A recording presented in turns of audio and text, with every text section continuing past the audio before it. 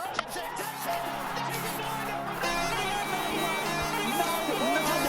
no chance.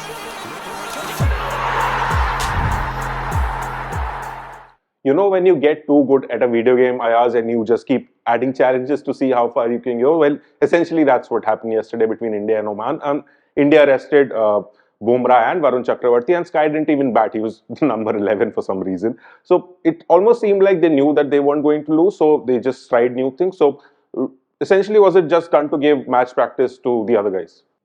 Yeah, I mean, look, it was there was no issue of qualification for the Super Four. So in that sense, there was a load off India's head, and I don't think anybody doubted that this was a match that India will win. So it's an unblemished record. They won all their matches. They won unbeaten to the Super Four.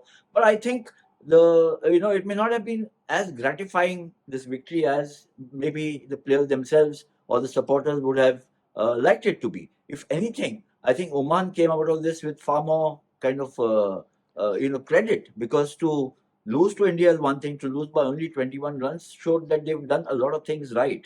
In that sense, yes. So India tried a few bowlers. They had Arshdeep Singh and Harshit Rana playing, and obviously Jasprit Bumrah not being there made a big difference to the attack, the potency of the attack, and Varun Chakravarti not being there. But I thought the Oman batsmen actually coped with the Indian bowlers, whoever was there, quite well. And from the batting point of view, I mean, Sanju Samson got a half century, not at his fluent best, but he got some runs. Abhishek Sharma was his effervescent self. I think Shubman Gill, perhaps still not into his stride. That could be a little bit of an issue for bothering India as they head into Sunday's match. But the biggest one, I think, is about Akshar Patel getting injured. He hurt his head. There's enough time for him to recover, and there's no indication that he'll miss the match. But that is a little source of worry for the Indian team heading into Sunday's game. Yeah, so not a lot of drama in the game per se. I mean, at times it was even boring, if I might say so. But there was this one stat that sort of creeped up on me, which is that Arshdeep Singh has become the first Indian to take 100 wickets in T20I. So I thought that Yuzvendra Chahal had already reached that milestone, but I was wrong. He's stuck at 96. So great milestone for Arshdeep to have. But going forward, do you see him getting another game in this tournament? Why not? Actually, he offers such a wonderful option because he's a left-arm fast bowler. So, I mean, remember now, you're going to also play Sri Lanka and Bangladesh in the Super Four, apart from Pakistan. So, they'll have to just assess the pitch, the players, the opposition. And Arshdeep, I mean, he's been out of the first two matches in this tournament so far, but he's been a wonderful T20 bowler over the past couple of years. So I don't think I would discount him. The only issue, of course, is then with Pandya there and with Bumrah there, who do you keep out? Because you can't keep those two guys out. So the option is narrowed down. And if you want to play three spinners, then obviously one of the fast bowlers has to kind of be, because Shivam Dubey is also bowling. So I think Arshdeep, he has to kind of keep wear his cricket shoes and keep the laces tied, so to speak, because the call might come anytime. Yeah. So lastly, tomorrow India Pakistan play each other again, and you can expect controversy before, during, and after the match. But given what happened last time, do you think both teams' cooler heads might have prevailed, and both teams might have reached an agreement as to what to do with the handshake or the hugs or whatever? God bless whoever the match referee is this time.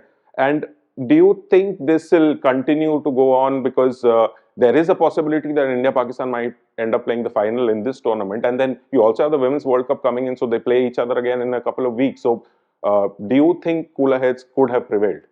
I think that should be the job. I mean, getting tempers to come down, frayed nerves to kind of be soothed. I think that's the job now of the cricket boards, the players themselves, but also the Asian Cricket Council and the ICC. Now, Pakistan or PCB seems to have got into a tutu mai with the ICC over what some purport, the video which is surfaced where what could have been or what should have been or what was an in-camera meeting with Andy Pycroft after the first match against India was leaked to the world, to the public at large. Now, I think what PCB has done, the manner in which they've gone about it is that they've actually put greater pressure on their own team and their players.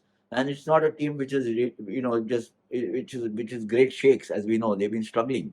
Having said that, I think the ante also goes up for India in this match because of the position and the stand that they have taken and the kind of whatever transpired in the first match. So now the pressure is also on the Indian players to sustain whatever they have done in terms of obviously the cricket that is going to be played. They have to make sure that they win this match and then go on to the final and then win the final two.